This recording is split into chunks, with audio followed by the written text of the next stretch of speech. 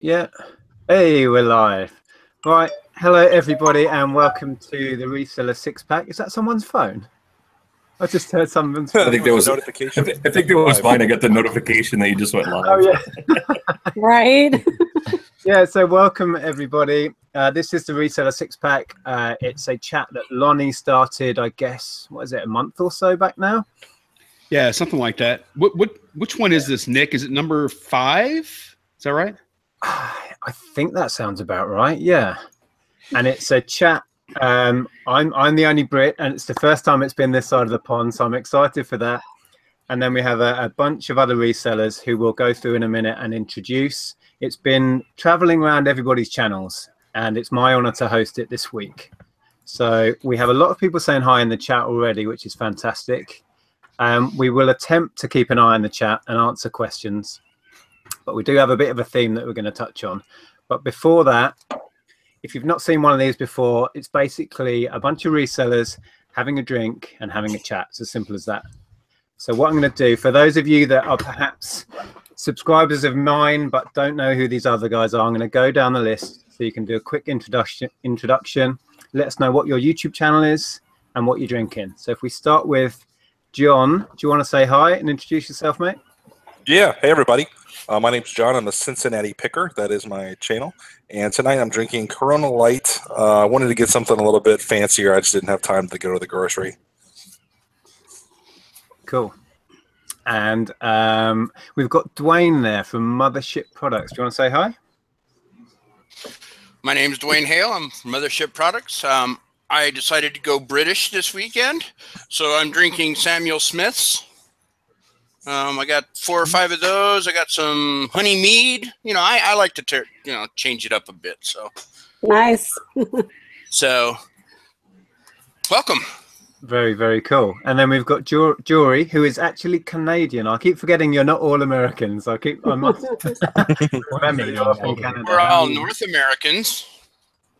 That's true. There you go. So yeah, do you want to introduce yourself, Jory? Yeah, my name's Jory. My channel's Good Use Goods, and tonight I'm drinking Old Speckled Hen. Oh yes. Very nice. And then we have Lonnie. How are you, mate? Hey, Nick. How y'all doing, guys? Look, first I'm Garage Flips, my YouTube channel. But I got to show y'all this awesome mug that I'm drinking out of tonight. And this is a gift that I got at the reseller rally that John, Cincinnati Picker, gave me.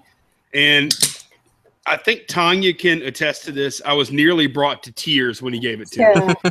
It was amazing. Such a nice gift. It's awesome. Cheers, buddy. Cheers. Yep. Yeah, cheers. Cheers, mate. And that looks big as well. You can get a lot of beer in there. Right? Almost, like, I would say about 3 sips short of 2 pints. Yeah. So you got to pour your pint in, hit it a little bit, and then you can get your other one in there. And I'm drinking some Boddington's Pub Ale, and it's got the little nitro thing, so it develops a really nice creamy head on the beer. Really good. And as backup, I have some Fuller's London Porter, just in case I ran out. I didn't know if 4 pints is going to be good or not. So Good thinking. Boddington's is very nice, really creamy. The advert campaign in the UK, they were sticking chocolate flakes in it as if it was ice cream. Oh, wow. It's supposed to be so creamy. But yeah, yummy. That's a nice beer. That's going to sit like a big, knot down there, Lonnie, for you. You can join all the rest of the stuff that's sitting down there, Yeah, right? And then down the line, we have Andy. Hey, how are you doing? How you doing, Nick? Hey, thanks for having me. Yeah, I'm Andy, the Parrot Head Picker, and tonight I am drinking Oscar Blues Death by Coconut. Oh, wow. It's the closest thing to English that I have, but it's a Irish porter, so I got all kinds of oddball stuff in my fridge, but that's closest I got. So very cool. And Tonya, do you want to say hi? Hey guys, I'm Tonya, also known as Thrifty Treasures here on YouTube, and I am drinking the same thing Lonnie is, the Boddington's Pub Ale. All right. It's funny. Minds think alike there. For the American market, they put pub ale on it. It doesn't say that in the UK. Really? Let's see. That's really strange. Yeah. I'm Nick. I guess if you're watching my channel, you know who I am. I've actually let the side down. I'm drinking Australian beer. Oh my! I know. It's all I've got in. I completely forgot to go and get some true British bitter or something. So yeah, apologies for that. So we have a kind of topic just to keep this chat moving. And what I wanted to talk about was how we see, or how we maybe predict, reselling evolving. And then we could talk about how we've actually seen it change since we've been involved in it.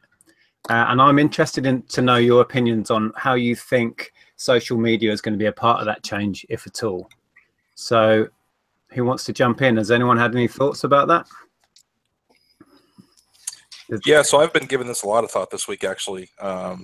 And me personally, I've been buying and selling for 15 years. And when I started, I didn't have a smartphone.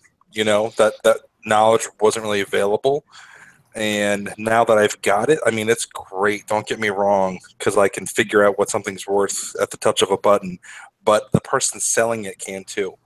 At least they think they can. So I see a lot of eBay printouts, or, you know, they'll say, oh, I Googled this item and it's worth this. So, you know, sometimes, you know, technology can be your best friend or your worst enemy in the reselling game.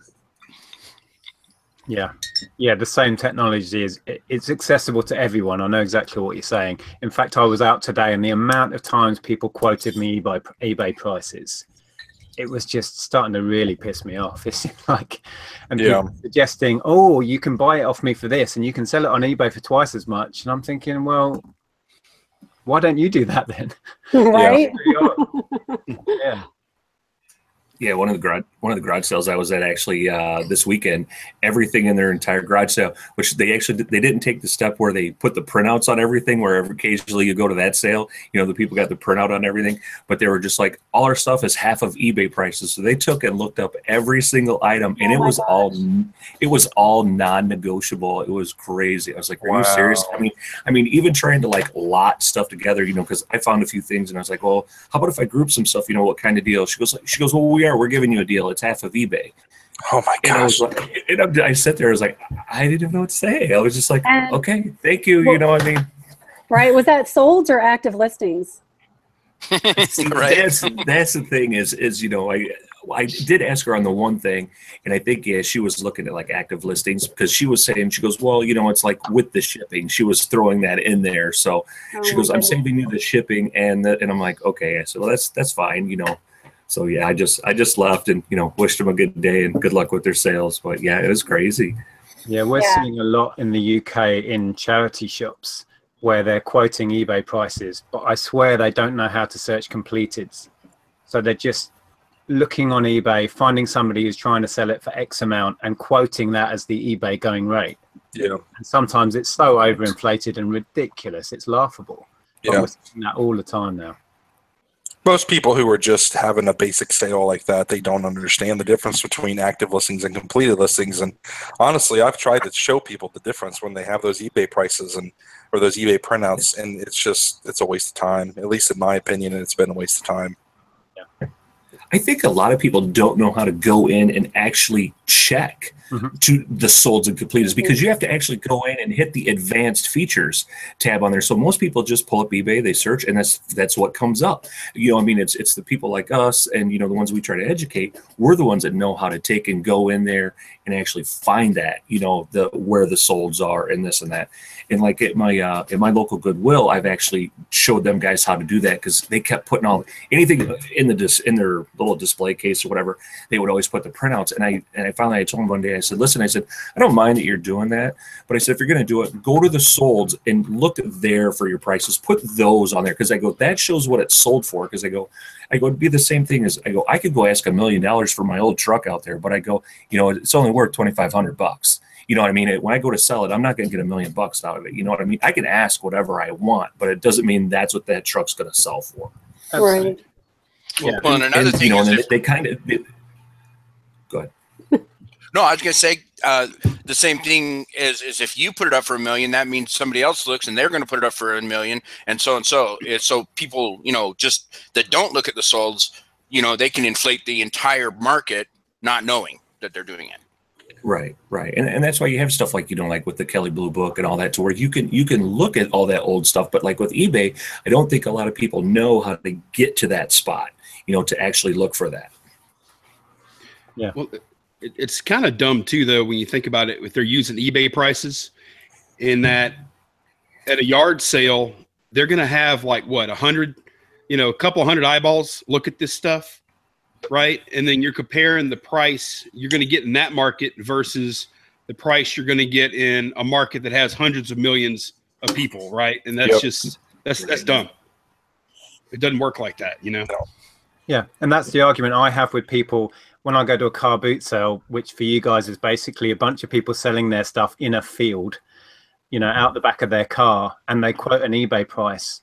And it's like, well, if you want that money, you need to go through all of the effort to photograph it, to list it, to deal with all of the crap that comes along with it. And then you get, you know, the top dollar price for it. Selling it out the back of your car in a field, you can't ask that. It's a different market. But people just don't accept that. They're like, well, this is what it's worth, and that's what I'm going to wait for. And you just have to walk off. You can't talk sense into everyone. It doesn't work that way.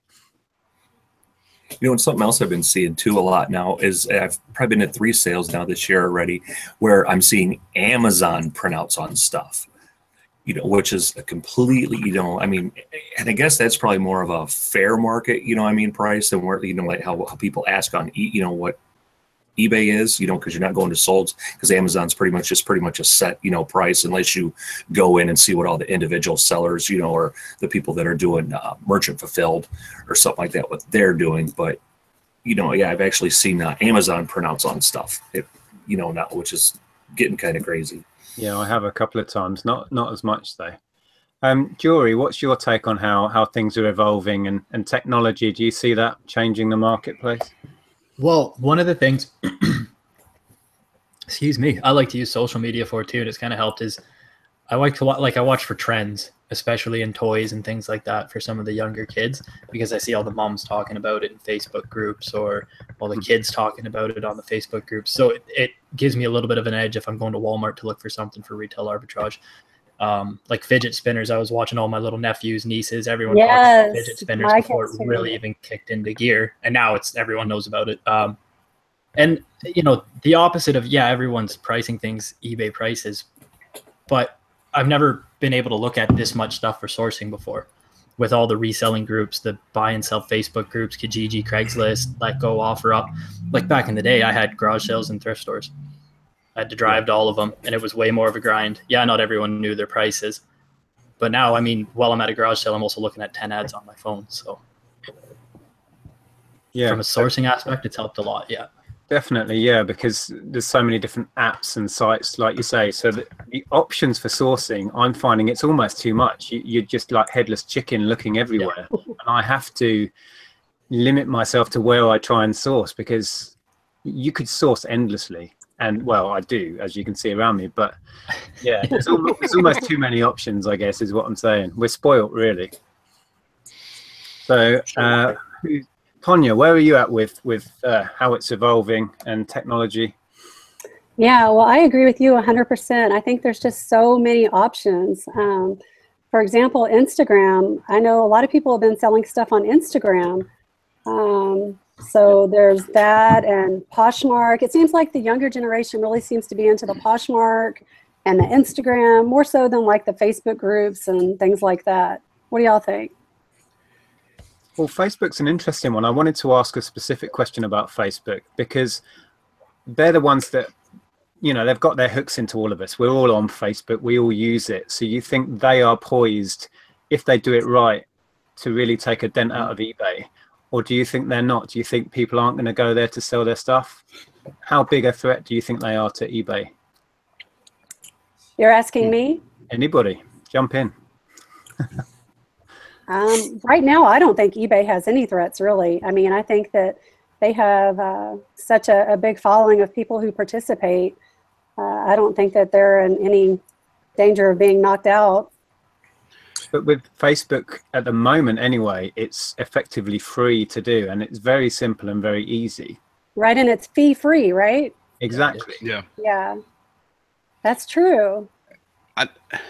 You know what I think is that I think that the entire online market is expanding at a rate fast enough that eBay's percentage of that market can shrink, yet their business can still grow, even though they're getting less of a piece of that pie. It's still going to be a bigger business because the overall e-commerce universe is expanding rapidly enough. I think eBay is going to end up being like what a lot of us sell, like the specialty and collectible stuff and all that. Facebook is awesome, but it doesn't have, like, I can't go on Facebook and get a GameCube power supply, right? I have to take whatever they're offering is what I have to take. It's usually going to be something you didn't even know you wanted until you saw it. Whereas eBay is more of I can go and pick and choose because the market's so big. Yeah, that's true. Yeah, you're right. Facebook would have to put so much in place to compete with how convenient eBay is and all the different niches that it covers. You know, you can go to buy anything. Go on, Andy. Yeah, I'm sorry. Yeah, I didn't mean to cut you off. But that's one thing though with Facebook though. If you start watching, they've already started like the targeted advertising and stuff like that. So I mean, they're on that track. Plus, they've added the marketplace. So I mean, how hard would it be to start implementing like a PayPal sort of thing?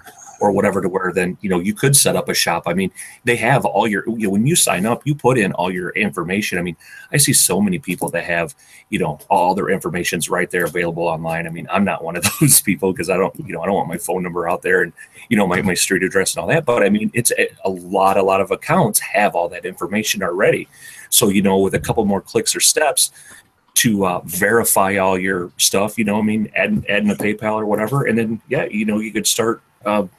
Accepting money and stuff like that. Yeah, I mean, it feels, in like those groups. It does feel to me that Facebook, this is their first step, and I don't think they're going to stop here. Is what I'm saying. I don't know how that's going to evolve, but I think they are looking at it seriously. So I think we all need to keep an eye on that. I think it's a few years out. I'm sure. Yeah.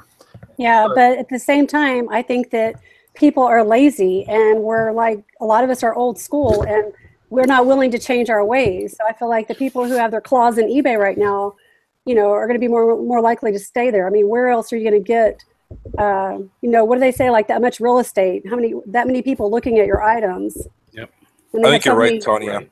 Yeah. I think if Facebook did decide to do an auction thing, their biggest hurdle would be to train sellers and buyers to go there and use what they're doing. So it would be a whole new platform to learn for photos, for, all these different things. Because eBay has kind of worked out the kinks. They've gone through all the steps of like, this is how you handle returns, and this is how you do that. So there'd be so many questions for me as a seller, like, okay, Facebook, you're going to do auctions. How are you going to handle returns? How are you going to handle shipping? Like, there's all these different hoops that you'd have to jump through, and I think they'd have a hard time actually teaching everyone how to use it.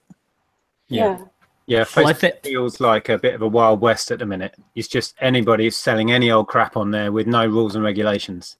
Yeah, that's true. Well, I think more than anything, too. I mean, that's the way eBay was back at the beginning of it.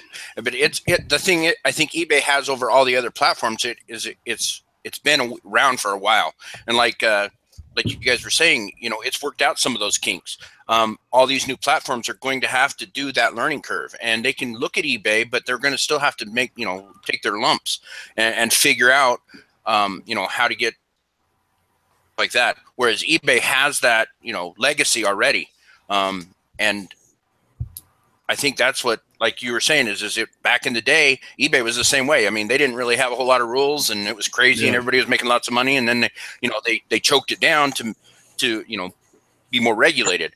And all the other platforms are going to do the same thing. Like Mercari, for a long time it was free, and everybody's, oh, Mercari's great, we can do it off the phone and everything. And now they charge a fee, and so everybody's just like, okay, now we're going back to eBay. Yeah. I just need to dip in the chat. I am keeping half an eye on the chat, but it's moving quite quick. So if I've missed anything, apologies. But my good friend Zahir has just super chatted me. Cheers, buddy. All right. He says, great topic discussed by great reseller YouTubers. So cheers for that. And no one had to down a bottle of booze for it. No. We got off lightly there. For those of you that are watching this, or perhaps you're watching this on my channel tomorrow or at a sensible time, you're wondering why John has a big number 2 next to his head. That sounded wrong. That is keeping track of how many drinks you're drinking, or is it everybody? Are we supposed to be keeping up? I can never remember. No, I can't keep track of everybody else's drinks, but yeah, I'm on my second one. Okay. Just for people who are wondering why that's sat there. I did see some people commenting about a site I've heard a few other people I follow mention, which is Kijiji. Could somebody fill me in on, because the person was Ruthie D, says eBay owns Kijiji. So could someone explain what that site is for me? It's a Canadian-based site.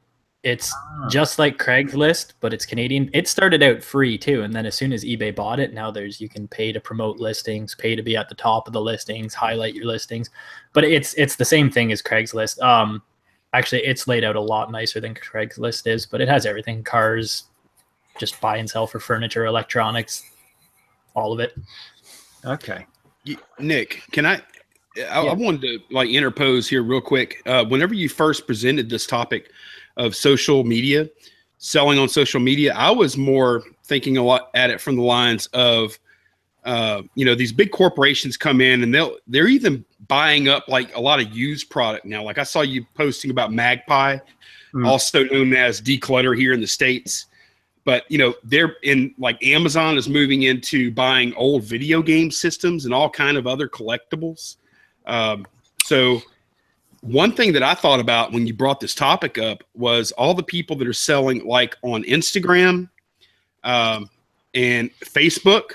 Like I've seen there's a comic book shop in Tennessee that actually like they put up like their comic books and collectibles and stuff, and they have a live chat. They sell it straight out from the live chat while the video's running. And people buy from these guys because they like them. They like those people. On Instagram, they're buying the product, but even more than that, they're buying the people. And I think that's what we're going to want to look at more so than trying to we're not going to ever compete with the big companies on price. No. But people like you, Nick, or they like Dwayne, or they like Tonya, or they like whoever is on Instagram. And a lot of guys are making money because of, they're selling themselves even more than the product. Yeah. Yeah, because you're putting a face with the brand, and you know what I'm saying? And I think that's a big thing is, they can tell that, hey, Lonnie's an honest guy. Or, I like what Lonnie does, or what Lonnie does. He seems to know what he's talking about. What have you? I'm going to buy from that guy because I know that, he's done his research or his homework on things and what have you. So, yeah, I want to buy from him versus buying from, some Parrot Picker. That's all, right. Just some guy named, you know what I'm saying? I mean, I don't know anything. I don't even know if that is a guy. You know what I mean? Who knows what that is? But, you can relate to a face. Right. And let's talk about Paul Cantu for a second. Mike brought him up in the chat. So he has an Instagram account and he sells all of his stuff.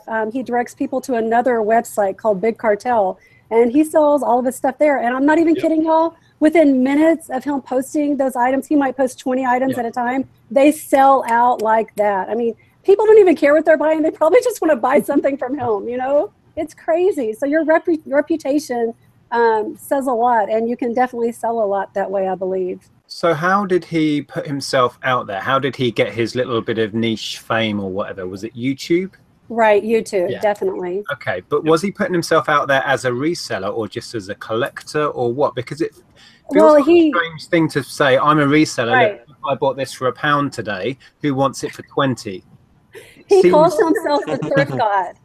So he enjoys thrifting and picking up, vintage finds, and especially like the sneakers and the name brands, Tommy Hilfiger and what else? Like the Ralph Lauren.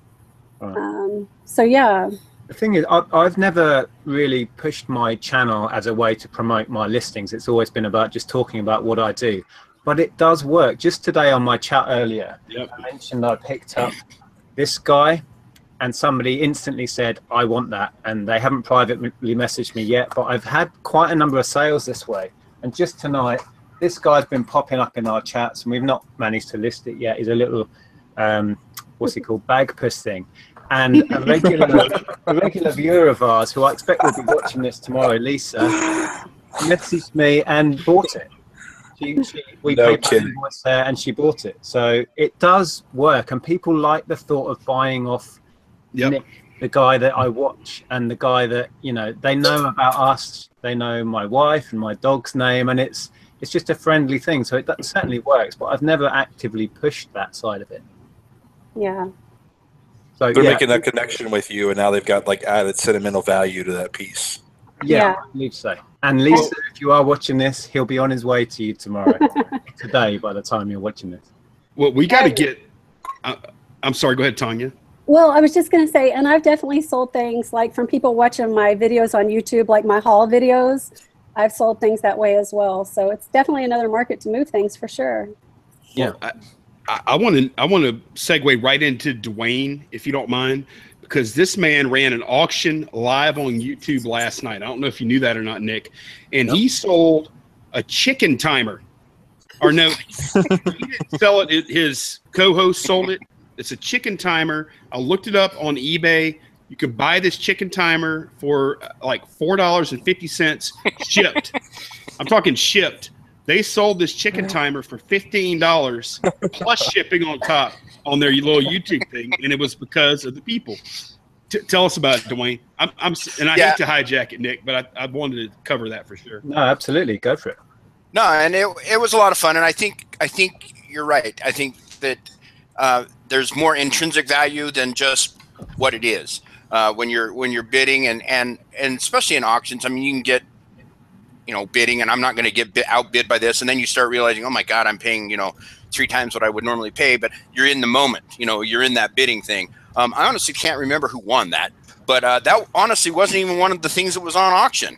We had a problem, and they said, we need a timer. So Chris went to his kitchen and grabbed his egg timer, and it was John and Whitney. They said, I want that. Yep. So at the end of the show, or near the end of the show, we decided we'll auction it. And between that and one other thing, that was the highest selling item. And again, it's just a little egg timer that looks like a chicken. But exactly what you were saying, it's more the person, the fun, the bidding against each other, having a good time, than the actual what it is. Plus, you were holding it and showing it and doing everything almost like a little QVC channel, That's why they get crazy money for their stuff. Is they've got models and they're doing all these different angles, But I mean, and honestly, it was a lot of fun. I think everybody that was involved in it had a lot of fun. And I made $7. I wasn't planning on making anything. I mean, I was just doing it to see if it could be. But I ended up making $70. Wow. And Chris made 48. So so we out of 2 hours we made $130 on trinkets. Really, I mean, there was really nothing major. The 2 highest items both went for $14 or $15. So I mean, we're not talking hundreds of dollar items. Yeah, but I thought it was just a lot of fun on it. Yeah, definitely. It's certainly something that I think I should look at more. My wife Andrea has bought off a person that sells through Instagram. They pick up collectibles and they show the stuff when they find it. They talk about it. They put up a load of interesting pictures. And then I think once a week on a Saturday, these items go for sale. And everybody knows when, and everybody goes in and puts their bids on. And this person sells everything, every week that they list. And it's quick, it's instant, and I think exactly what you were saying, that people get to know her, the seller, they follow the story of where she bought the item, and they enjoy hearing about it. And then when it's for sale, instantly people are bidding on it. And It's very clever. Yeah, and I think it's a lot of fun. It's more of a social thing, at least last night was. It wasn't, we weren't out looking for money. We weren't like trying to get a ton of money. That wasn't the idea of it. It was to have a good time, things that aren't selling for us and maybe will sell for somebody else. But I think it was more of a social aspect that really Yep. I think. Dwayne, did you intend on that being a one-time thing? Well, we figured we would try it, and if it worked out well, we would probably continue. And I can say, now I've already had a couple of people, a couple of them on this panel, contact me and say, hey, I want to do my stuff. Andy said it, Tonya said it. So I mean, they're like, hey, yeah, let's. I got some stuff we can give you. We can do. So it'll probably happen again, for sure. Okay, cool. Awesome. But going back to the main question, how we see things evolving during all of our time as resellers, would we say that reselling has evolved in a positive way, or have things got worse? And what are your views on how it's evolved whilst you've been a reseller? I mean, if I start on this one, I started in the kind of dark old days of eBay in the late 90s. And as I said before, as I see Facebook being now, it's like the Wild West. It was like anything goes. A lot of the items didn't even have pictures. People would send you a check in the post. Quite often we'd get envelopes with money in, just coins rattling around as payment. Yes, I remember that. And the returns procedure was whatever. Maybe you'll get a refund, maybe you won't. Who cares? So I think if the guy had a conscience. Yeah, exactly. And it's a much better platform, as in there's these rigid rules and we all know where we stand and everything. But I'd just like to know your take on how you think things have changed, and has it all been positive? What do you reckon? Sorry, that was a very long, rambling question, I know. I think as far as really. Oh, go ahead, Lonnie. I'll make mine really fast. I think as far as eBay is concerned, which is where I concentrate just about all my business, I think it's been positive, just because buyer confidence has never been higher than it is right now. And having buyers that are confident means more buyers, they spend more money without any fear of getting ripped off. And I think that's a big deal. And I think it comes at there's a price for sellers to pay for that, and it hurts sometimes. But overall, big picture, I think they're doing the right thing. And I'll let you talk, Dwayne. Go ahead, bud. Oh, that's perfect. What I was basically going to say too is that eBay has grown into a name. Before it was a site that a bunch of people knew, and it basically was like Craigslist online, right? Nobody heard about it or anything like that. But now eBay has come out and they're marketing to everybody, saying, listen, we take care of sellers, we take care of buyers, we have all these rules in place. And I mean, they're mass marketing now. They are getting their market share is huge, right?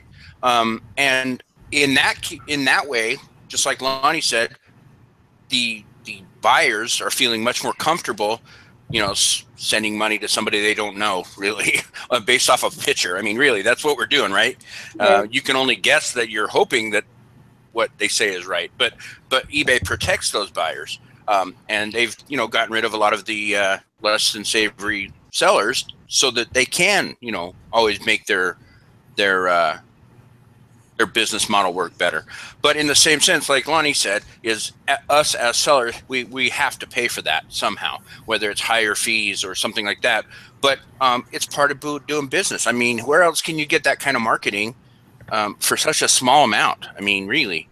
Right. Yeah.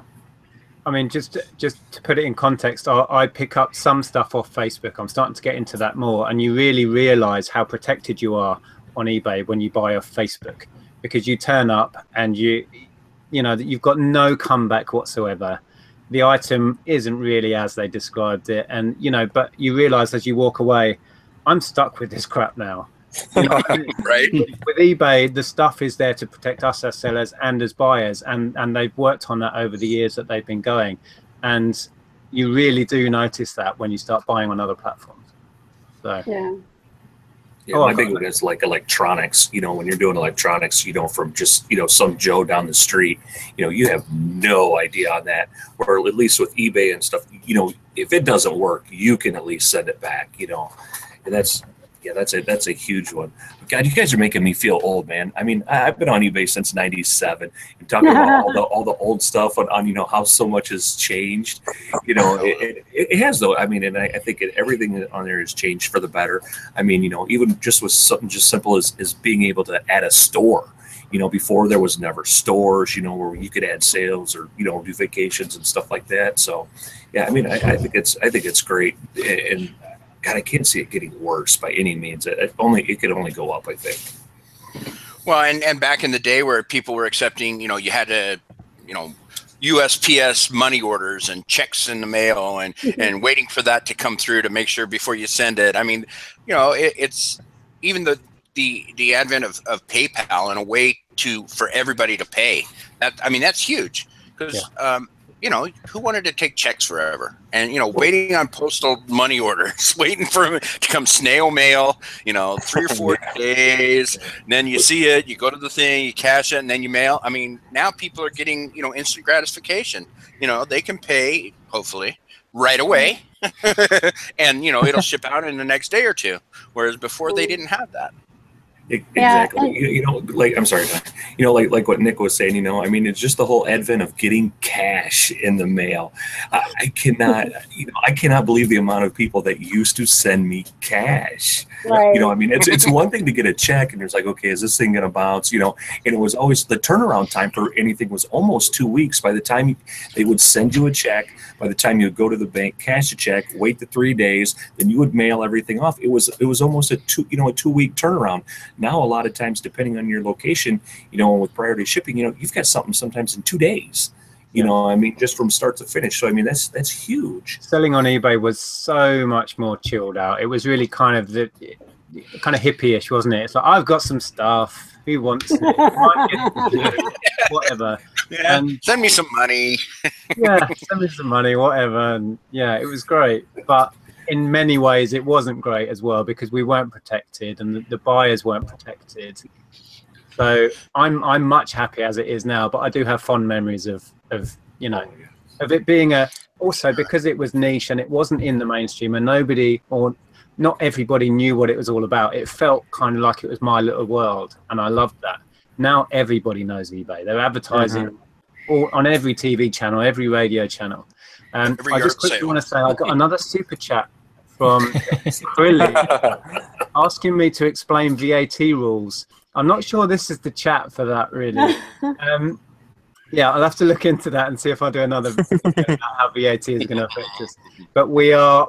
If you've just joined us, we are chatting about how reselling has evolved and how we think it might evolve in the future and how we've seen it evolve since we've been resellers. So who's not touched on that? Go for it. Okay, so I just wanted to touch on the whole eBay and sharing thing. So back when I started selling on eBay, like back in 2000, there was no way, at least not that I can remember, for you to share your items, right? Unless you called your friend on the phone and said, hey, check out my item number, blah, blah, blah, or maybe in an email to a friend. So, but now, with Instagram and Twitter and Facebook, there's so many ways to get your items out there and in front of so many more eyes too. Yep, definitely. Yeah, sharing really is huge on social media. Everybody wants to share everything. Right. This is what I had for lunch. Right. I heard Nick say something about niches. I think that is a big way that reselling is evolving too, because now there's a lot of niche websites and niche markets for different things. So Etsy has blown up. So if you are buying vintage or selling vintage, Etsy is like the route to go. And I know Poshmark is kind of becoming big now for clothes, different things. I don't have that here yet. And I think that's just going to happen more and more over the course of the years to come. There's going to be more and more niche markets for certain things that are just going to get bigger and bigger, and maybe take a little teeny tiny pieces of the pie out of eBay, but also give us those niche markets as resellers, so we have that target audience. Yeah, absolutely. One of the things I wanted to say, Nick, is when you originally brought this topic up, I thought, how has it changed for me? And YouTube as a social media device, I mean, the amount of knowledge that I have now versus what I had when I started or what I could find out when I started, I mean, there's information out there, both for buyer and seller, but as a marketer and a seller, you know, if I have questions, I can go, you know, video games, I can go to Lonnie, you know, I can ask a jewelry, I can ask Tonya. I mean, there's just so many social outlets that I can go and find out information of stuff that I, you know, couldn't before, because I was just, you know, here in Utah, you know, selling my wares on a website. Yeah, I totally agree. Totally agree. I feel very connected to many different resellers now. And I never had that before. It was a very isolating way of earning my living. But yeah, YouTube has been fantastic for me as a person. I mean, I like I said, I have sold a few things through my channel, but it's not something I'm pushing. But as a personal way to connect with other resellers, it's been, yeah, it's been epic. Amazing, yeah. I mean, we had a question actually, can't remember, it's way back in the chat now, somebody asking me, Nick, when you started this channel, would you have imagined, you know, hosting this panel of people a couple of years later? And I could have never imagined anything like it. Yeah, it's amazing. Well, that's kind of my list of actual questions. So we just spin off it from there now. I've got more. Go for it. Of course you do, Lonnie. I'm always prepared, Nick. I've got my little notepad on here. So, you know, I was thinking, man, like I'm more interested in, and this is hard to do, what is the future, right? Like, where are we going from right here? Like, and that is like almost as damn near impossible to predict what's going to happen in the future. But I mean, even the brightest minds, like Bill Gates, didn't see the internet blowing up like it did, you know? But anyway, like, I think a good place to start would be the biggest pain point of e-commerce. And I think that's probably the fulfillment side. That's the shipping side, right? And how the products get from you to the customer. And that's not just us. That's like, you know, big companies too. Like, everything is so smooth and fast and instant right up until the point where you got to ship that thing out. And then it can take days. All these people have to handle it. It gets on these fossil fuel burning trucks. And, you know, it's a big mess. I think that's where the most advancement is going to happen in the future, as far as, you know, fulfillment of these e-commerce buys. You're already seeing a little bit of that, Lonnie. I know Amazon has like Prime Now. Yeah. So when you buy it, like, you can get it in a couple of hours. Obviously not everything's eligible for that, but it's like, it's just getting more and more instant. Everybody wants it now. And it's just going to be more of that, really. Yeah, absolutely. Yeah, Amazon are really pushing that. And I think they've been forcing eBay to look at that side of it as well and make it more immediate. They've been giving us those incentives to have next day shipping on it and free shipping and all of those things. And that the drive for that has come from Amazon, I think. Sure. Well, yeah, even absolutely. Even restaurants around here, I'm even seeing restaurants that never offer delivery now. And in the London area, we now have an app that has collectively 30, 40 restaurants on it that never had delivery. And you can have all this food or groceries delivered to you by third-party people that are almost like Uber drivers driving around to a Boston Pizza, picking up a meal for you and driving it out to your house. And I think you're going to see a big change in box stores. Like Walmart has the Penguin pickup here now, where you can do all your shopping. They pick it all, they pack it up, they bring it to a smaller outlet store just outside of Walmart. You pull up there, pick up all your groceries and produce, and then you're on your way. Yeah, I've actually seen where Walmart is offering, I haven't really looked at it yet, but Walmart is offering a discount if you go and pick up your purchase, like from the pickup counter. I've seen ads on TV. Yeah, I have too. This. Yeah. I don't Yeah, know it's exactly. like a little store just outside of the Walmart, and they call it the Penguin Pickup. And basically, they shop for you, and you can drive down, and they have the order ready for you. They load it up in your car. You've already paid for it with your credit card while you browse through your app, just like a Let Go app. Yeah, I'll buy rice and some DVDs and whatever else you want to get. Right. That's fun for busy moms and, you know, other busy people. But for me, I like to shop. I want to go and walk around. Ready. Yeah. They've rolled out a thing in London where these little boxes on wheels, these robots essentially, are delivering stuff to your door. Oh, wow. Yeah, I don't know if it's gone properly live yet, but it was all on TV that these robots, you know, and they can cross the road and they can take it to your door. But the logistics of that just seem crazy because you've still got to be in when it gets there. It can't. You know, well, are they going to start arming the robots? Like, what's to stop someone from stealing the box off the top of the robot? Well, they had thought of that. It's a sealed unit, and I guess you have a number or a code to get in it to get your parcel out or whatever. But then also Amazon, I don't know if they're talking about it in the States, but they're talking about this drone delivery system. We have it in British Columbia here too. They're trying to do it. For real? They're really trying to get it to work. I can't see that happening. Really? I can, Nick. They do it in BC, anything under 2 pounds. But what if you live in a high-rise flat? Where are they dropping your parcel if you've got your balcony? I don't know. Open your window up. I can see more problems than solutions that they can solve with this. Seriously. I think the base expense of delivering I'm sure that's stuff, why they get paid. No, I was just going to say real quick. I think the biggest expense of delivering stuff, or like a big part of it, is like that last mile, right? Like it goes through, you know, the hubs and all that, and then it gets to the distribution point, and then all these little bitty trucks go out with a few packages, and the guy has to bring it up to your doorstep. I think that's the part they want to eliminate because it's so damn expensive, especially if you have a lot of rural areas.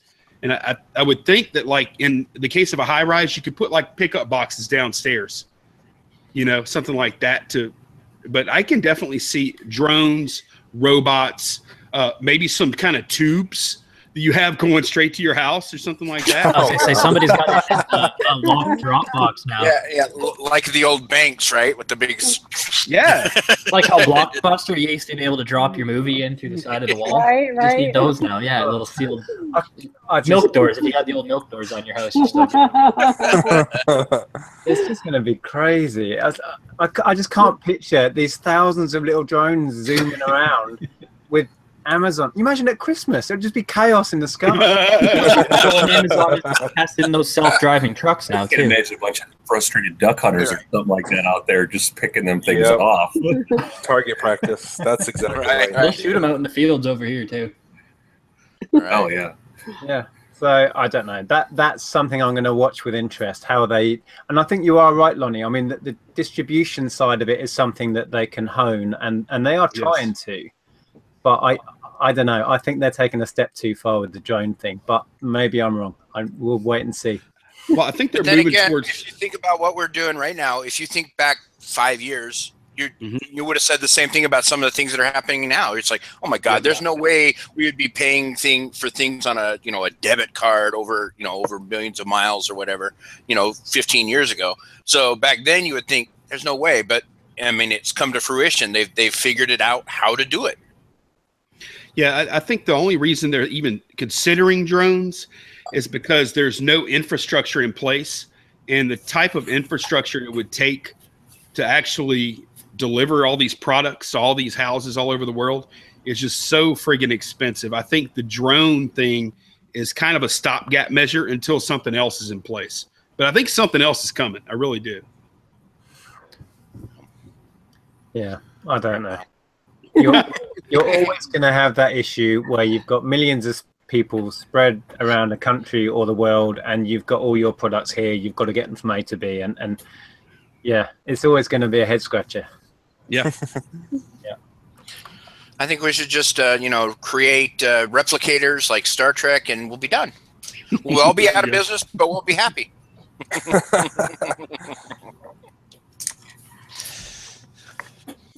I know when I first started seeing the Facebook Marketplace and I saw people selling things on there, I kind of was wondering if it was going to take away from garage sales.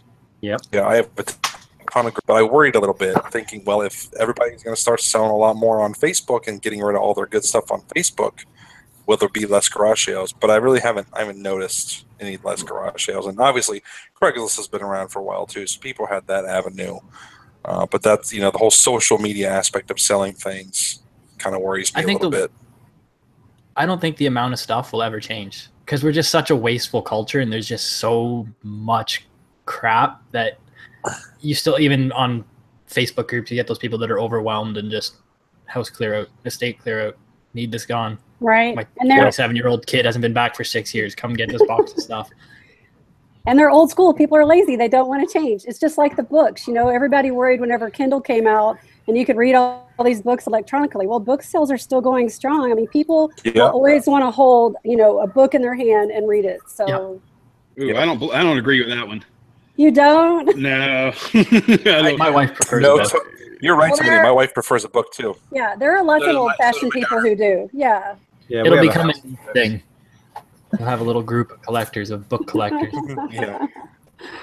I don't know. I see newspapers closing down left and right. So I mean, newspapers definitely are. Magazines are struggling. Yeah. Honestly, just brick and mortar stores in general are struggling because everything's online now. Nobody wants to get in their car and drive to a store and buy something. That's true. You know, I was just going to say, my grandma, she's 81, and listen, she can work her smartphone like nobody's business. So, you know, I guess people can change. I don't know.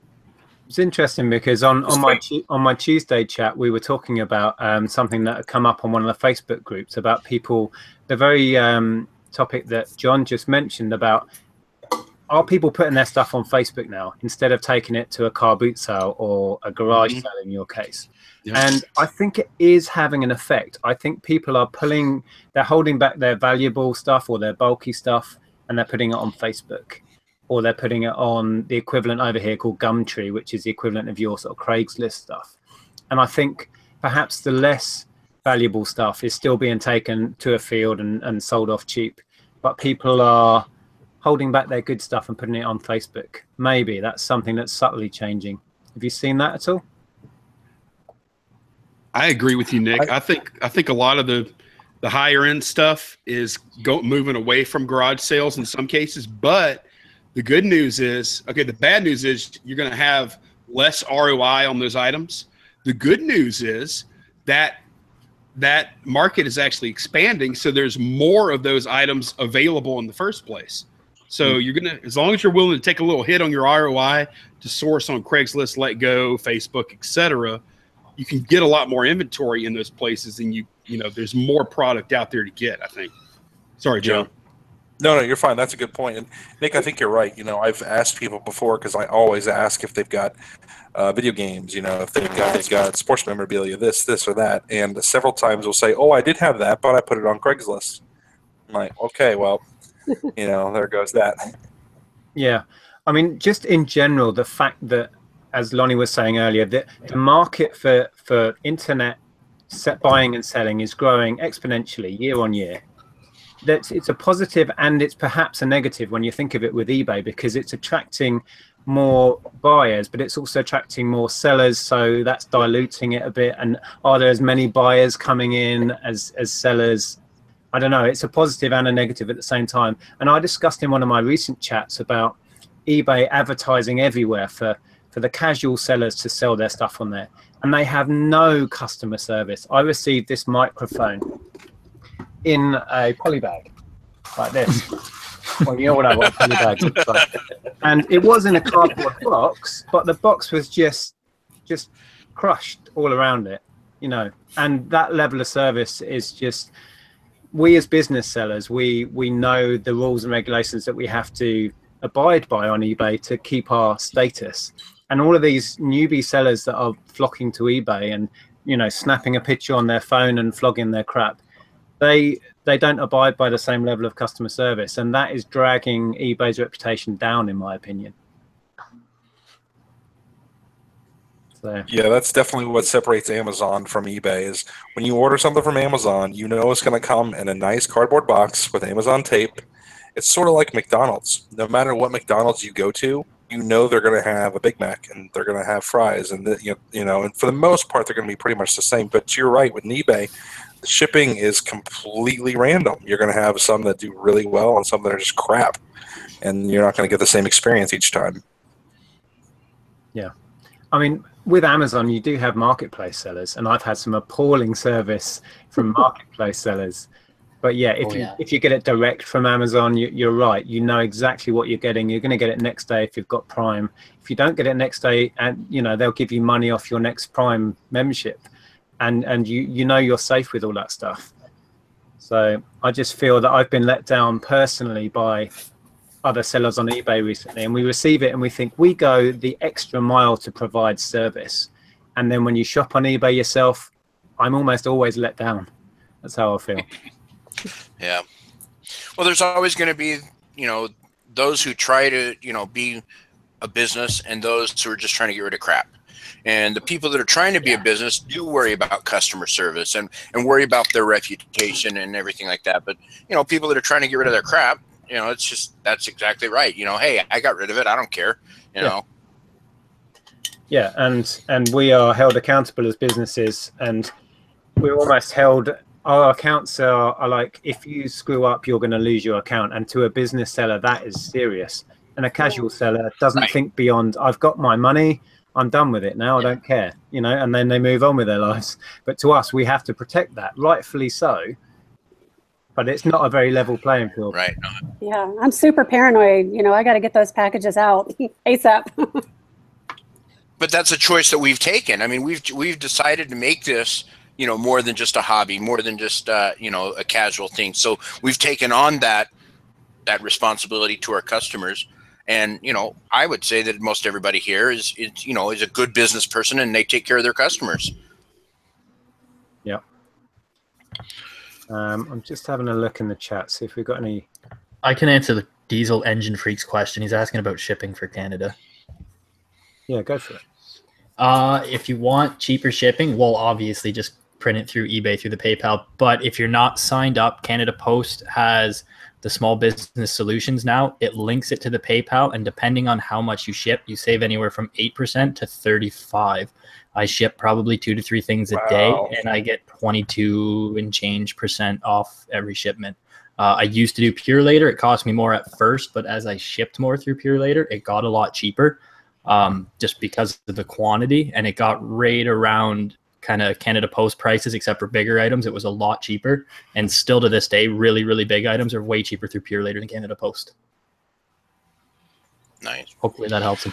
Yeah, I just wanted to take a second and say cheers to everybody here. Right? Cheers. Absolutely. Cheers for joining me and all our viewers. We are currently at 109 viewers, so that's not too bad considering it's almost 2 in the morning here. I don't know how many Brits we've got in the chat. There's definitely a few names I recognise, so thanks for staying up late with me. Do we have to wrap up on the hour? We're not on a time scale? No, I don't. No time but... Oh, okay, that's dangerous. I don't mean to change the subject. I've got 5 pints left, Nick. So. Oh boy. Yeah, we got some time. Get out of hand. I got at least 4 beers. Not to change the subject, but Lonnie just won this porcelain telephone sign on my auction website. He was the high bidder. Oh, awesome. At $71. Yes.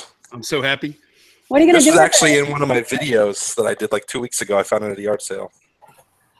So thanks for bidding, Lonnie. I got a credit with you, don't I? Yeah, you need to use it.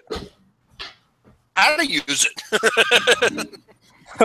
Get on and bid, man. All right, well, we'll figure it out. Easy peasy. Tonya, what were you going to say just now? Oh, what are you going to do with the telephone sign? I'm going to hang it above. We have a room we're doing as like a bar, and we actually have a bar that we bought a few years ago, and I'm going to hang it in there. But look, this sign is killer. It's like from probably the 50s, John, 40s or 50s. John, can you hear? Dude, your mic. Unmute yourself, John. I'm muted. Yeah, I'm muted, man. I'm sorry. Yeah, it's from the 40s or 50s. And one of my first jobs was a telephone repairman. And this sign is so killer. I got it for $71. And the last time it sold, there's not that many of them out there. It sold for $150 on eBay. So if I wanted to, I could put what I'm planning on doing, I'm going to hang it up, and I will list it on eBay for a don't want to sell it price. And if somebody wants to buy it off my wall, they can. I'll totally sell it to them. But otherwise, I'll enjoy it and keep it. So it's such a bittersweet thing when that happens, when you list it for a don't sell price and it does sell. I've had it happen for a few video games too. Yeah, it's nice because it depends how crazy high you list stuff. But yeah, we've all done that. And look, Jason Kreider says, Lonnie, a bar? No. And look, guys, I think I'm not an alcoholic, but I play one on YouTube. I think like 75% of the time I'm on YouTube, I'm drinking lately. Cheers, buddy. Cheers. So.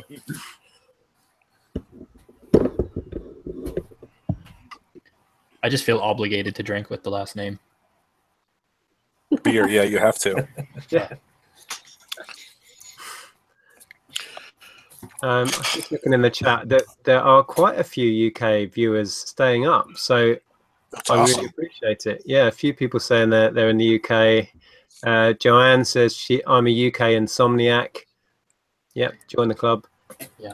So yeah, I really do appreciate you staying up, and I know most of my viewers will be watching this either tomorrow or the next day. So yeah, no worries. I don't think any less of you for not staying up. It's fine. Don't worry. You got some hardcore fans, Nick. I did I've want come to to talk notice about a lot of resellers are. Oh, go ahead. No, go ahead, Jory. Oh, I was just saying, I've come to realize a lot of resellers seem to be insomniacs. Oh yeah. Most of the ones I talk to seem to stay up really late. I think for me, Because because we're watching YouTube.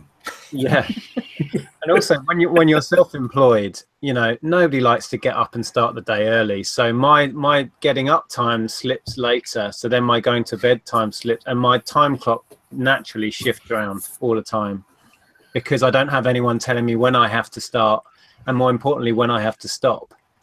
So for me as a night owl anyway, it always shifts later and later. I don't know if it's the same with any of you guys. I'm just 4 hours of sleep. It doesn't matter when I go to bed. I'm up in 3.5, 4 hours. No way. I get most of my stuff done, man, between like 3 a.m. and 6 a.m. because I'm up at like 3 o'clock for work. I work 4 days a week, so I have 3 days off. But I've been doing that for so many years. It's just a built-in alarm clock. So when the weekends come, I'm up at 3 a.m. And it's like, what the heck am I going to do at 3 o'clock in the morning? So that's usually when I work on my listings and I do all that stuff. But I can get all that done before everybody else is out of bed and what have you. So That's good. Wow. Yeah, it's fascinating how people fit it in.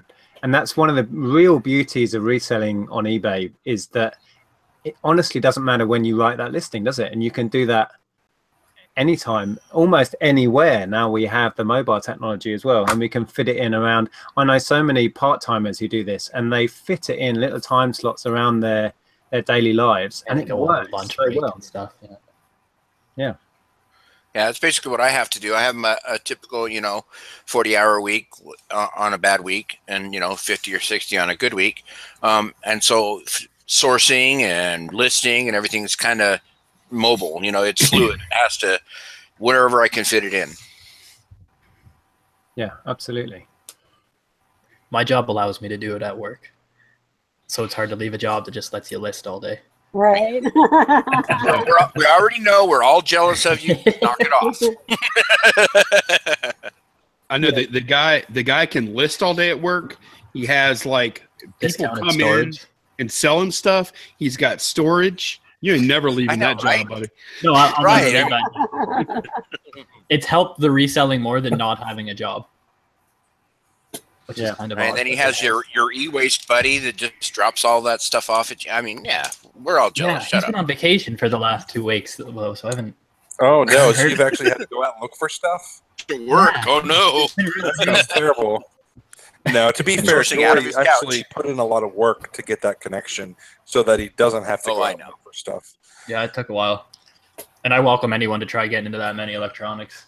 It's work. Yeah. Yeah, it is fascinating the amount of different ways people fit this in around their jobs, or the different ways we all do reselling. I mean, I find it fascinating, John, what you do and how you've created your own platform essentially. So could you just let me, a lot of my viewers maybe won't have followed your channel. Could you just explain how you do it with your auction site? Yeah, sure. So my auction website, lookwhatifound.bid. I've been doing it now for over 2 years. My very first auction, I had 50 bidders, and I've now got over 3,500. It's pretty much all local. Almost everybody's local. I've got a 3,500 square foot warehouse where I store all my items. I do one auction a week. I start everything at $1. usually around 400 items. We don't do reserves or anything. People just, fight it out. And I've built my own software so that people get emails and they get outbid. I mean, everything is set up. We've worked out all the kinks. And I mean, really, it's just a lot of loyal people that keep coming back every week, and they just want to win. Kind of like what people did on Dwayne's channel last night. They get in that bidding frenzy, and they're like, "I've got to have that item." And we also have previews, so people come in and they can pick it up and touch it and feel it, and they really make that connection with it. Then they go home and bid. That's awesome. Yeah, that's so cool. And then, Jory, perhaps for people that follow me on my channel and they're new to you, can you explain your pretty cool setup you got there with what you do?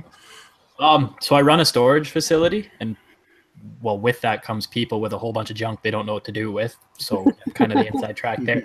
But my big thing now has been electronics, because of most of the local e-waste guys. So I get just buttloads of vintage electronics. A lot of it I got to test, clean, repair, so I get it at a really cheap rate. And actually, I flip a lot of it locally now too. Big stereo speakers. It's easy to turn and burn it. And does it surprise you what people dump at those e-waste places? Because I've seen some of your pickups, and it's insane. It's mad. We have a bin in our parking lot, and I watched a lady back up. She dumped in a Yamaha receiver, an older one, like 5.1 channel. Perfect working condition. And then she brought out a silver Harman Kardon, which I have plugged in right over here, running my speakers. Set it down, works perfectly. It has HDMI's. It's 7.1 channel, 600 watt. Thing still sells for around $375, $400 on eBay. Wow. And I go, there's no way. Like, it has to be broken. Plug it in, works perfectly. The monitor I'm looking at you guys on came out of the e-waste, and it's not a 4K, a 2K HP monitor. Works perfectly fine. Yeah. Computers too. 99% of the computers get thrown out have something really stupid. They're just really dusty and they've overheated. Bad hard drive. That's usually it. Bad stick of RAM. It's never anything big 9 times out of 10. But again, we live in a finance world. It breaks. People bring it into a computer shop and go, holy cow, it's $300 to fix this. In the e-waste bin it goes, and they buy a new computer at Walmart for $300. It's surprising what we were talking about earlier, that everybody knows about eBay. There's nobody on the planet really, or in the Western world, that doesn't know what eBay or Amazon are. And yet people are still throwing away this high value stuff. So that's weird in my little world anyway. But then why are they throwing it away and not donating it to charity? That, in my mind, is even worse. That people, to be fair, in the bin. Where the bins are, it's all the cheapest house you can buy by the storage facility sells for about $850,000. And that's a fairly expensive house for the areas we're in. That gets you a 3-bedroom, half-car garage, 60-foot lot. That's about it. The money. So there's a lot of money in that area. They don't want someone to come into their house for $100. They'd rather donate it or throw it out and buy a new one. Amazing. Or save it for garage sale season. It's after the garage sale season that the bins really, really fill up. So are you finding you don't really have to do any sourcing now? I haven't sourced in the last 2 months. Yeah. I've just had stuff brought to me. Look, and I hand out business cards when I'm at the storage facility. I write on the back, I'll buy this, that. Here's my number. Because it happens all the time. People come in and they just want storage because they literally, I go, well, why do you need storage? I don't know what to do with all my son's stuff. Or my grandma passed away. I don't know what to do with it. So, and they want like a 10 by 21. So, I mean, maybe it's not great for the storage business because I end up putting them in a smaller unit. Conflict of interest. That's what they call that, Joey. Conflict of interest. But we are booked solid with a waiting list, about 15 people deep. So it's not really a big deal right now. Smart. And amazingly, people still don't know. It almost shocks me. Like, I'll have some of the old ladies bring in N64 games and, I don't know, $5 a piece. And you're like, Conker's Bad Fur Day. Okay, Duke Nukem. And you're looking at it going, you sure you only want 5 a piece, all these? Oh, yeah, I'd be happy with that. And they just don't know. It amazes me that they still don't know sometimes. You almost want to educate them. Like, well, this is the real pricing. You're selling it too cheap. Yeah, we do have to remember that there are still a lot. There's a big portion of society that don't sell on eBay, that wouldn't do a car boot sale or a garage sale, and they're the people we need to be out there, to be honest. Yeah, right, absolutely. Totally. Just going back to the theme of the show, Lonnie was saying about his vision for the future of reselling and distribution being a big thing. Has anyone else got any ideas of where they see reselling evolving or how they think it might change? Did anyone have a think about that? I think you're going to see fees increase, like anything, as time goes on. especially with the more people getting on the platform and the amount of sales you see online. Like Canada hit $1.8 billion or something like that in online revenue. Wow. Which is crazy. The fees definitely aren't going to go down. And that's for sure. Starting July 1st, 2017, eBay is charging sales tax for your province on your eBay fees. So I'll be charged a 13% HST tax on my eBay fees now for ebay.ca. Seriously? Ouch. And that's a big chunk. Yeah. Yeah, that's huge. That's more than all the other fees combined. If you're a registered business, you can write it off because you can write off everything you pay into HST, but still, that's a big percentage. Yeah. Could you imagine if here's a crazy one? I'll be the crazy guy. Could you imagine? You're already the crazy guy, Lonnie. I know I'm the. Yeah, that's not a stretch. I'm only on my third pint, but could you imagine what if Facebook bought eBay? Oh shit! It could happen. It could happen. Facebook's got deep pockets. If anyone could buy eBay, it would probably be Facebook. I mean, would that be a match made in heaven or what? I mean, I think you'd see a merger or a partnership because you can already display your eBay listings on Facebook if you have a Facebook store or whatever. I dabbled in it. It shows your listings and you can browse through the eBay listings. And if you click one, it takes you right over into eBay to buy the item. So I think if anything, you'll just see a more proper integration where it maybe doesn't flip you over to an eBay app if you buy it through a Facebook store that's linked to eBay. Yeah, that's the one thing. That's the one thing with eBay is that like it feels like eBay feels like when you use it like a 1983 Ford Escort that's got all this stuff bolted on, right? Instead of like a 2016 BMW i8, which is just badass, by itself.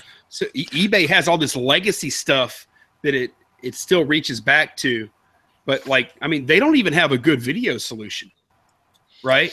So, I mean, they have so much room to improve, and I just don't know what's holding them up. And like, even their website, it still looks like it's something from the 90s a lot of times, right?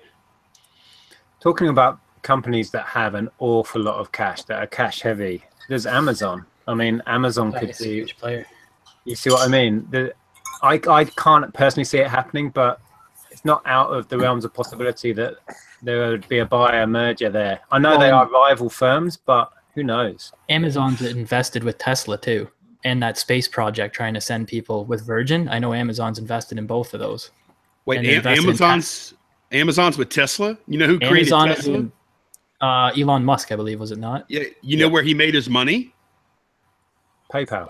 PayPal. Is that what it was? PayPal. Exactly. So, Yeah, and Amazon's invested with Tesla for self-driving vehicles because Amazon wants self-driving delivery trucks. Interesting. That's weird. Yeah, I think if they were to merge, if it was to be a merger, I think it would be kind of like the PayPal eBay thing, where they merged for a while and then they realized, nah, this isn't quite a good fit. Let's separate them again, but still be the major holder. Well, then you get to steal all the make them coding different and how they companies. run everything and make it your own company. Exactly. Yeah. Steal the platform and then move off. Yeah. Why try and compete with the best pie when you can get a piece of it? I was going to say, Upstate Thrifter, talking about companies buying each other out. They say that I think monopolies would prevent Amazon from buying eBay. Too much market share. That's a good point. Maybe.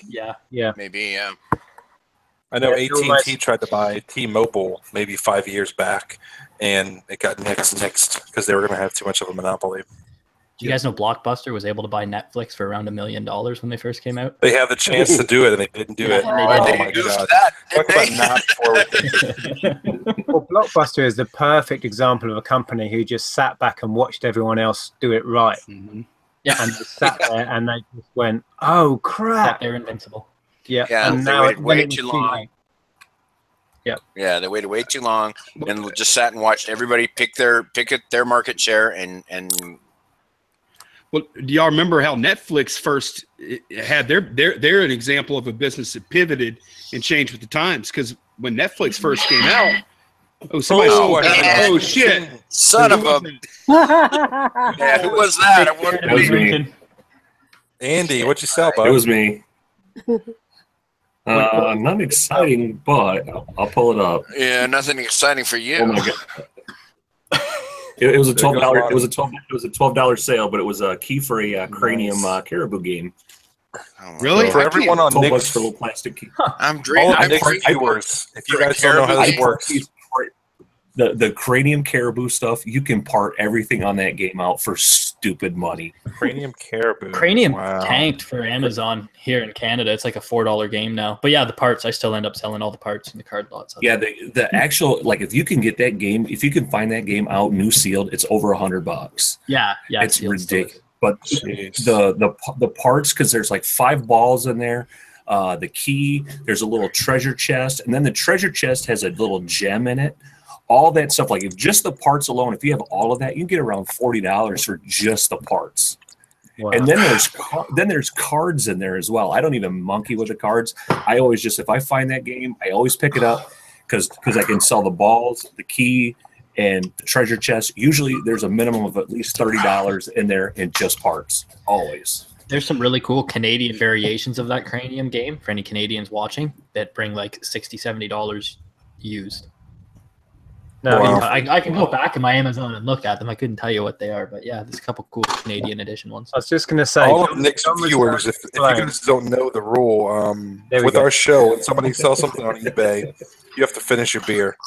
Oh my God, is that another thing? Nick, I'm sorry, I didn't mean to interrupt you, bud. No, I was sold just going to something say, I was going to let you explain that because I know you were trying to when we were talking about the board game.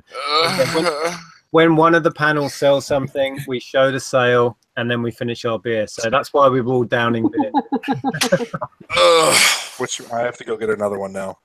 Cool. It's just a $10 Oh, Adidas God. shirt. That's it.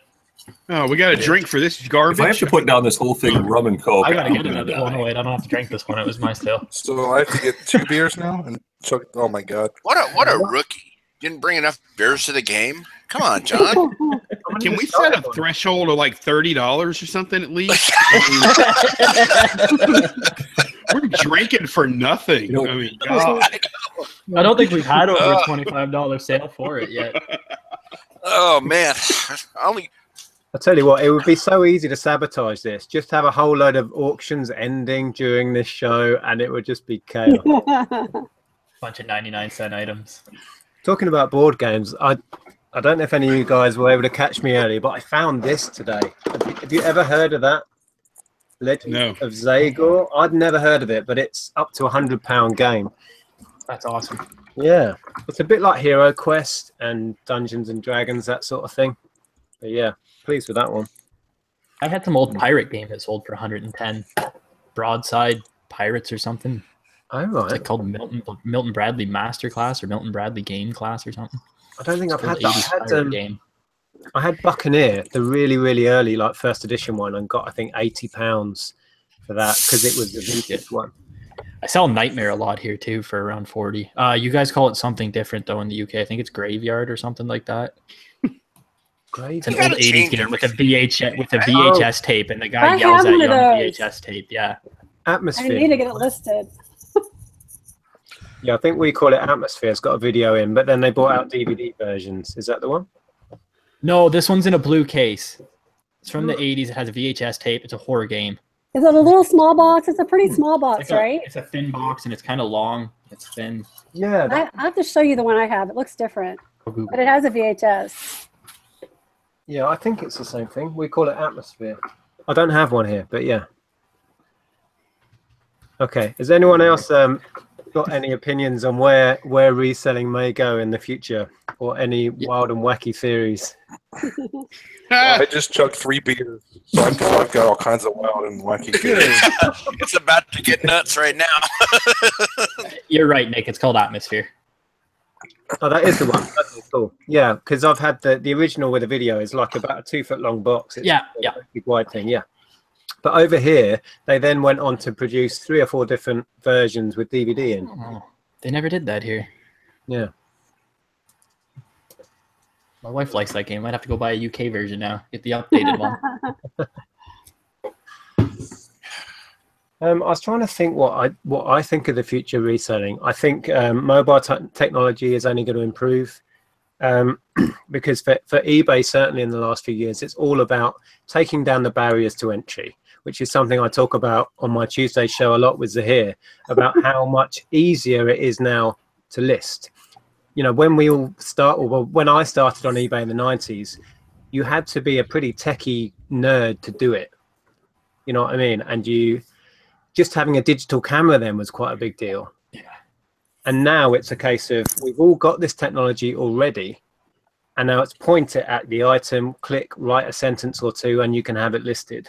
So I think that's only going to become slicker and more a part of the whole deal, is how easy it is to do. So that would be my prediction, that they're going to make that even more accessible to anybody. You're right, Tonya. What are you laughing at? I know she bugs the hell out of me when she does that. I said. Going on Grumpy says, Tonya, look, we have blue line, red line, laughing out loud. And then before that, somebody has John step in. He says, I'm too drunk for math. They're calculating how many beers per minute I've had. I can't do that. Yeah. I But don't your know little, what the blue line, red line reference is. I'm not. What is that? Our little titles, Nick. that's what I thought. The Mine lower are that third. way. Mine Yeah. are different. Oh. Wait. Yeah, they're all red Mine or blue. go You red, can choose blue, any blue, color. blue, red. Yeah, but you could choose like any color you want, and we're all blue and red. We're patriotic. We're getting ready to celebrate the 4th of July. Unless you're Nick. Yep. That was No, he's blue. He's He's red, gonna blue, celebrate red, with white, us. blue too. Nick, I don't think Corey's red, not white, and celebrating blue. that. Nick, do y'all celebrate the 4th of July over there? I doubt it. They're like, oh yeah, we got rid of them. Got rid of them. Get rid of you lot. We celebrate the divorce. Oh, that's funny shit. We have a big Hey, party. I think we should take a tally on where everybody is. We obviously see John's at 6. Jory, where are you at? I just finished my 4th. 4. Where are you, Lonnie?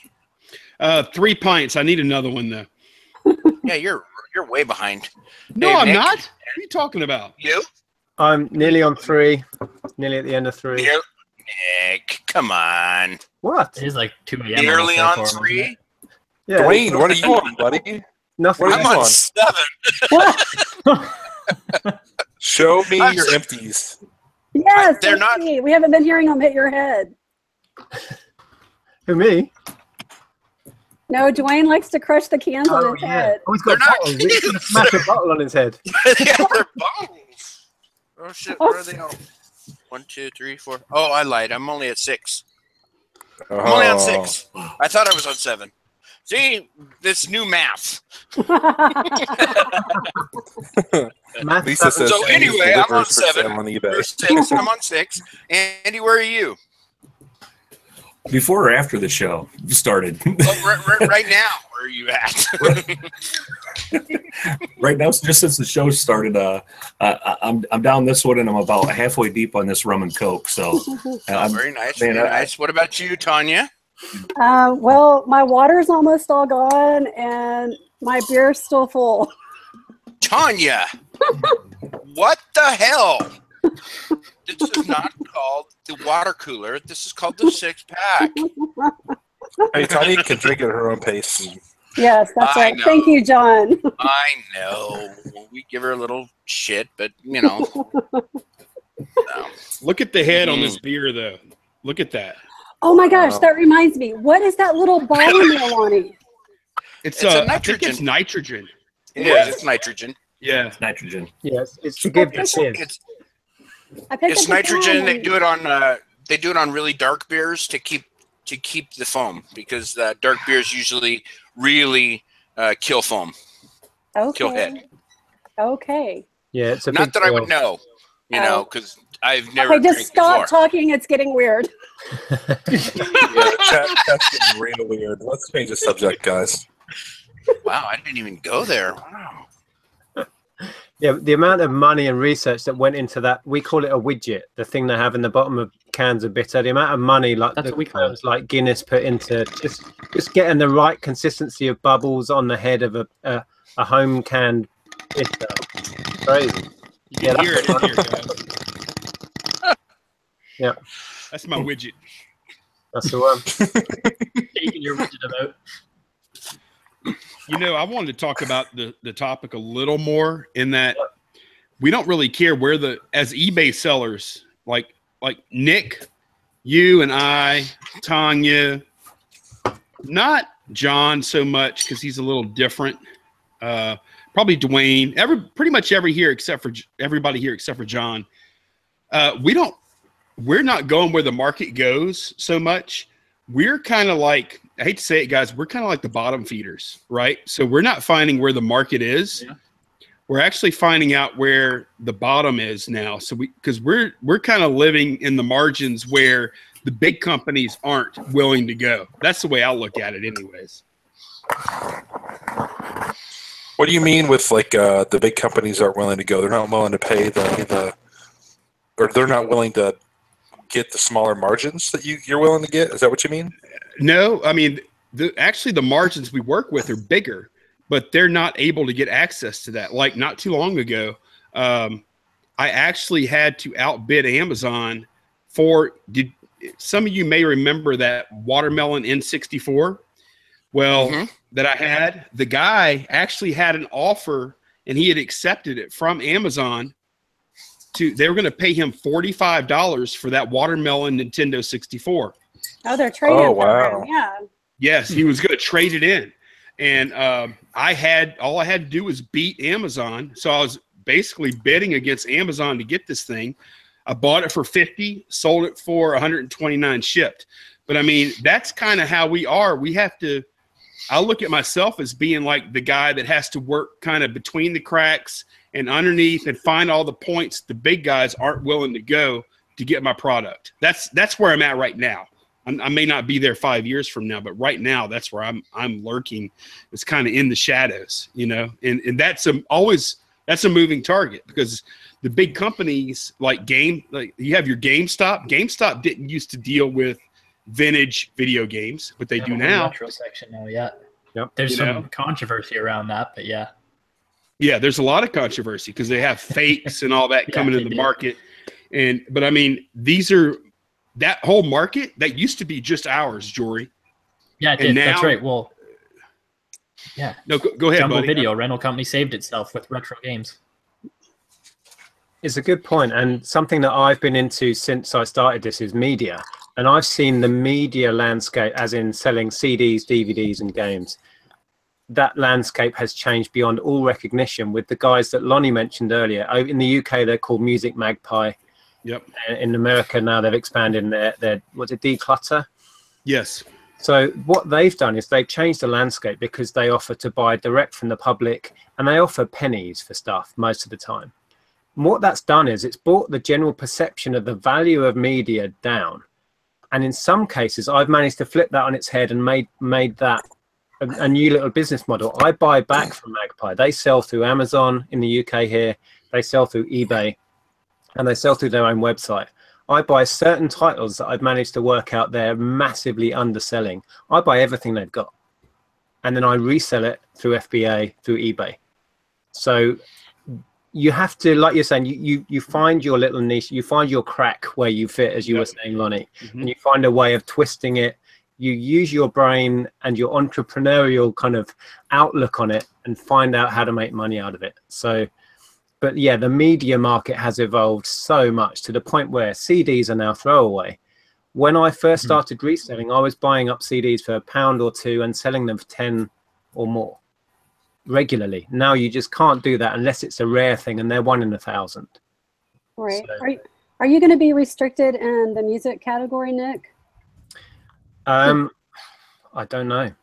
Because they sent out an email, gosh, I don't know, maybe about 3 weeks ago, saying that now to sell CDs, you have to show 3 receipts and have to be from wholesalers. Yep. Not here yet. Is that only for new stuff, though, I guess, yeah? I took it as meaning for, used too. But how can they restrict the selling of a used CD? That I can't see how they can. I understand with new. Right. But I know they've done that with Microsoft, and haven't they already? I think it's probably because of fakes and people. Yeah. They've definitely done it with the DVDs. Like, I can sell the DVDs that are $24.99 and below, but I can't sell DVDs that are higher than $25. Yeah, see, we don't have that here yet in Canada. There's just no DVD or CD restriction. You just that's so nice. send them in. Probably because there's less of us. There's less population, so the chances for bootlegs and fakes is less. Right.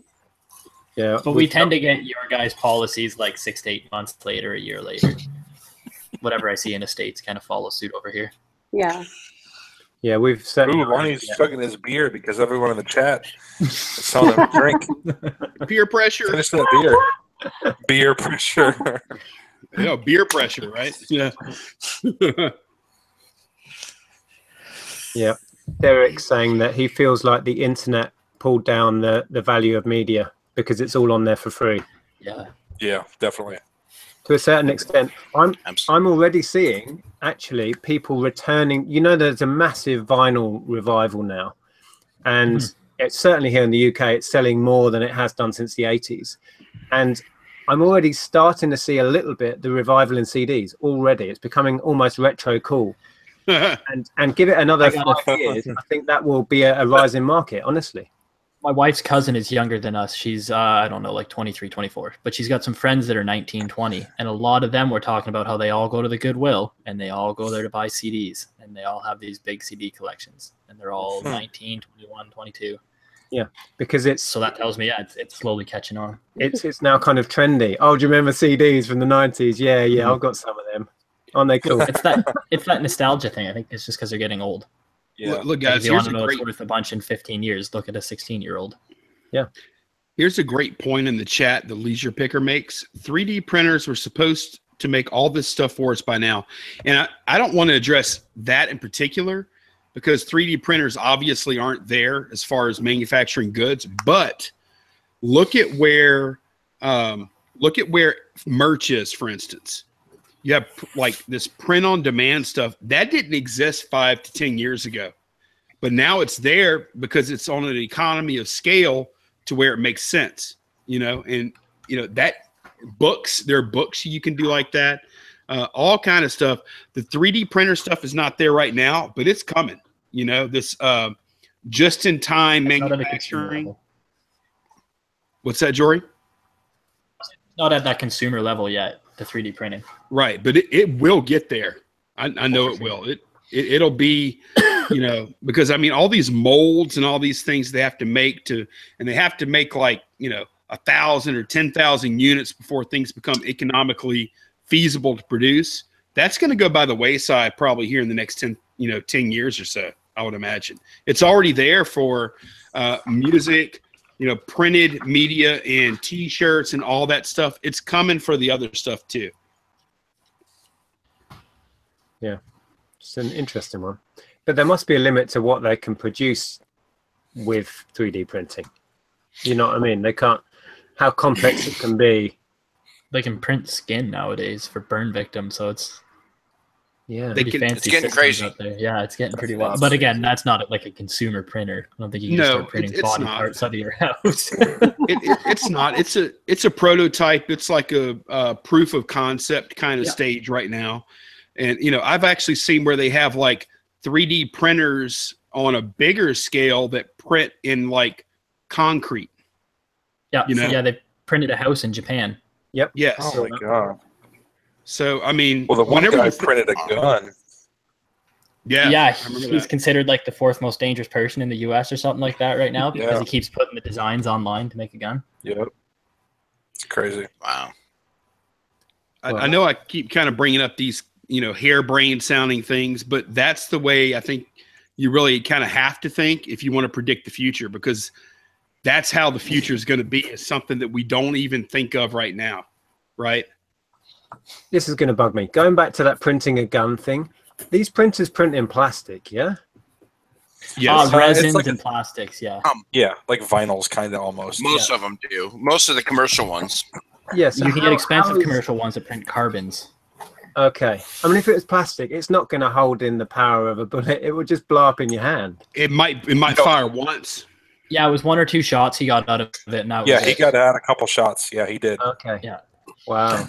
That's quite impressive, though. I think it's just more the fact that intricate item, even in plastic. Yeah. Well, you can make smaller parts with a 3D printer because you can get parts made for little RC cars. I see it happening a lot cheaper than me going to a machinist and getting him to turn on like a water jet machine or a CNC machine to make a tiny little aluminum part.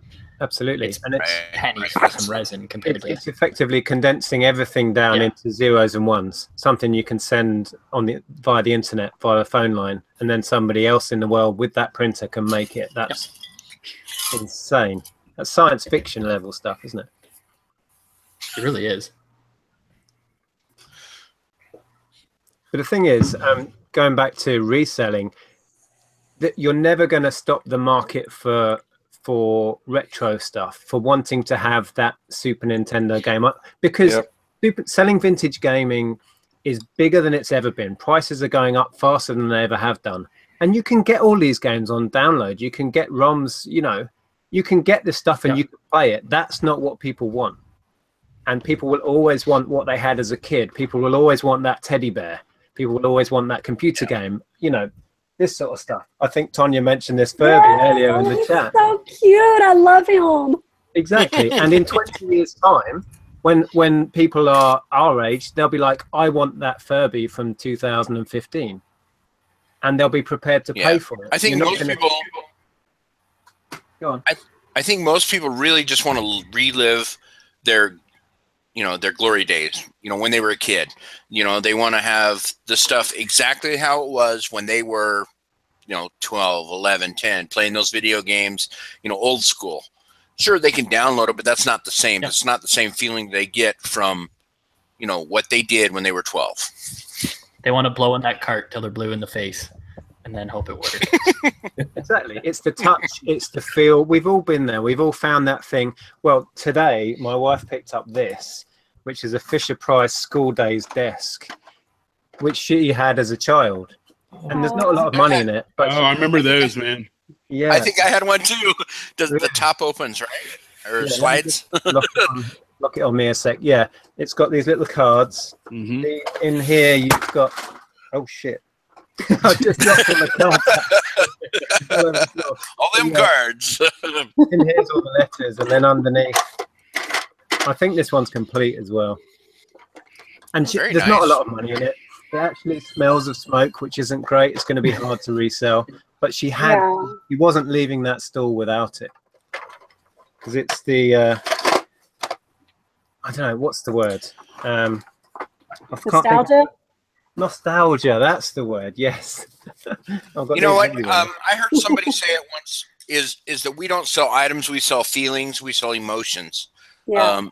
And I agree with that. I mean, it's something that a lot of the vintage stuff, or the retro stuff, you're selling what they used to have, and that emotion is way more important to them than the actual thing. The item is a thing, but the emotion attached to it is important to people. Definitely. Yeah, but here's the problem though, when it comes to like video games and other media, which is where a lot of our emotions lie, because we're all, spend all this time consuming media, is that a lot of this media is now not in the physical form. A lot of it's going to be in digital form. So, I mean, but people still want it in the physical form. Yeah, that's the whole point. They can display it. They can display it. They can play it like they did when they played it before. Sure, I can listen to my iPod and listen to 10 billion songs on my iPod now, but half the time I'm still listening to the radio, or I'm still listening to CDs because that's what I did. It's a sight emotion thing. CDs, come on, you listen to records. 8-track, come on. I'm not that old. The vinyl, come on. The whole vinyl revival is a perfect example, because they're way more expensive. My daughter is so into it. She thinks nothing of spending, £30 on a vinyl that she could download for $5. Right, exactly. And they're bulky. They're really impractical. You can't skip the tracks. It's just like what? But it's the feel of it. It's the pleasure of it, and it's cool again. And it's dropping that needle on the vinyl, and absolutely. I remember when I was a kid, my parents, if they had a album they really liked, they would buy 2 of them. And then they would load up like one on side one, and they would load the other one up on top, and they would flip it over. So it would play side 2. So whenever it would be over, the needle would move off to the side. It would drop the next platter, and it would play side 2. They had to buy 2 friggin' copies to play both sides without getting up. It's pretty. I think we're just all old fuddy-duddies here, except maybe Jory. 30 in December. We are. We're all trying to relive our childhood. I mean, that's what people buy for. It's why I have 1,100 video games. Exactly right. Do you guys see cassette tapes coming back with the way vinyl has? No. God, I hope not. No, just really odd ones, but that's just like anything, really. I think people buy vinyl because originally that's the purest form of the music. I mean, that was how it started. I mean, they did magnetic tape, but the vinyl, you hear the skips, you hear the white noise, and people really dig that, especially the audiophiles. They're really into that. Yeah, the artwork too.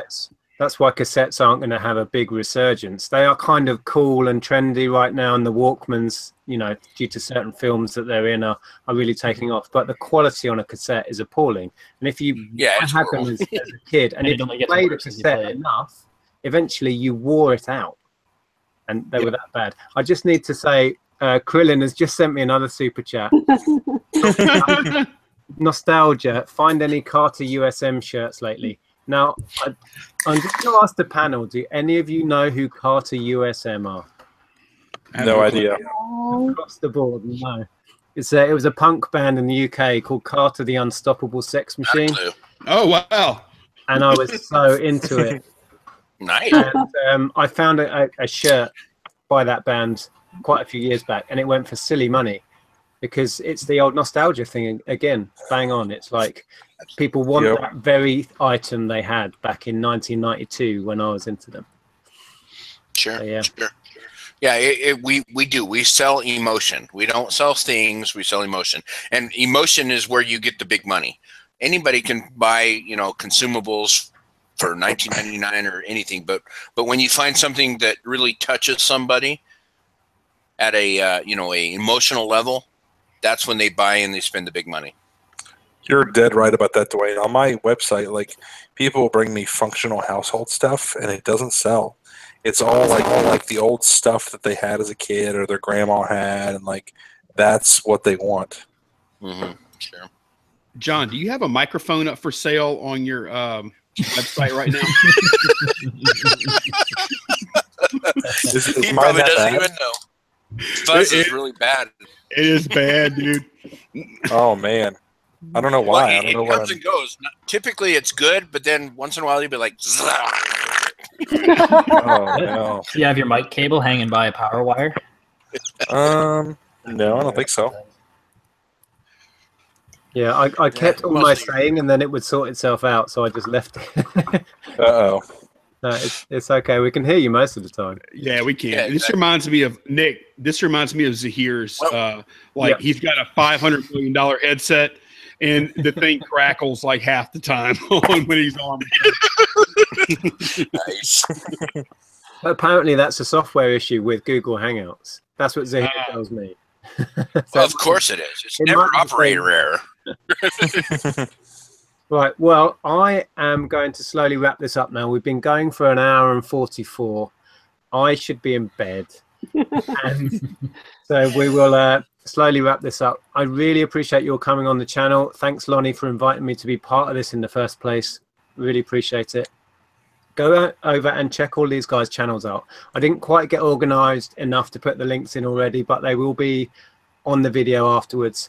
So yeah, everybody here has a YouTube channel with fantastic content. So make sure, if you're not subscribed, go over and check them out and subscribe to everybody else. I want to thank each and every one of you for spending your time joining me tonight. Really appreciate it.